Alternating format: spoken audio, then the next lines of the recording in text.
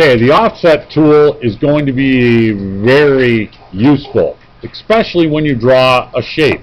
If I draw a shape out, I'm going to make something kind of complex real quick. Ready? I would like another one a little smaller than that, so when I extrude it, I get a tube, just like a Play-Doh factory. But I want, you'll see, okay? That's my goal. So in order to do that, I'm going to use this offset tool. Watch how it works. I can offset that exact shape to the inside. Well, wait a minute. If I put a dimension here, from here to here, I can make it, maybe I want it 0.075. It's 0.075 all the way around that, exactly. How long would it have taken me to draw that and dimension all those in? Yeah, a long time. So if I'm done with that and I go to extrude it now, this is what I was talking about with the Play-Doh factory. Right? Yeah, piece of cake. Well, remember you can put the little molds in there, you can extrude a little star and all sorts of stuff. Alright, go back. Man, you guys didn't play with Play-Doh much. Alright, here we go. Here's how you use, I'm going to go a little slower on this, but here's how you draw offset. The first one there that they have you draw, okay, the top portion of the activity shows you, actually I should open that up.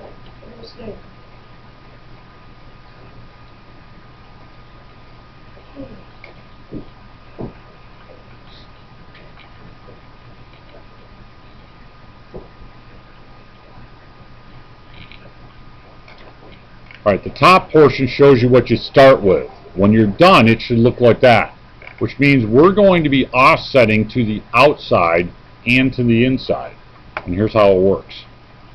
If I draw that first shape, I'm just going to use the line tool.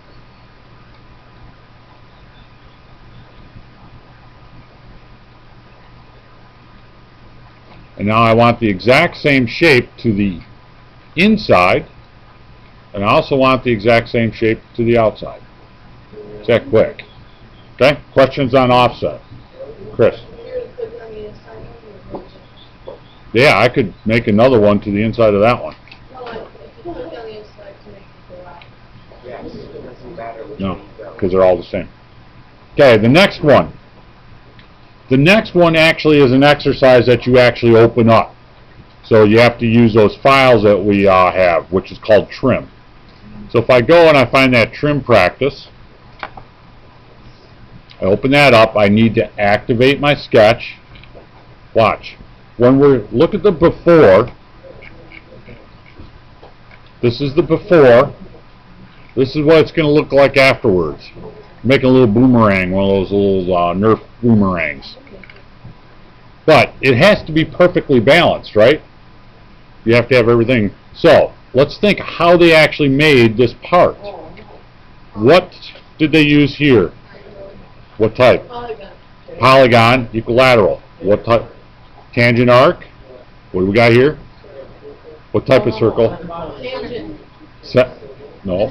Center point. And these arcs are tangent to that. You know all that. Could you draw that part? Yeah. Now watch. Here's how you get the other shape. We've got a tool called trim. It's quick. When I hover over something, see how it goes dotted? If I click, it cuts that part off. You see it?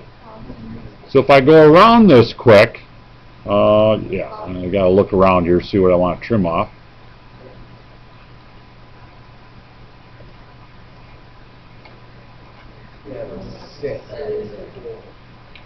Piece of cake, right? We can just cut these things off, and we're going to get that shape pretty quick. But geometry-wise, is there any dimensions on it? No, but do you know it's the right shape? Because you set your geometry up. Does that make sense?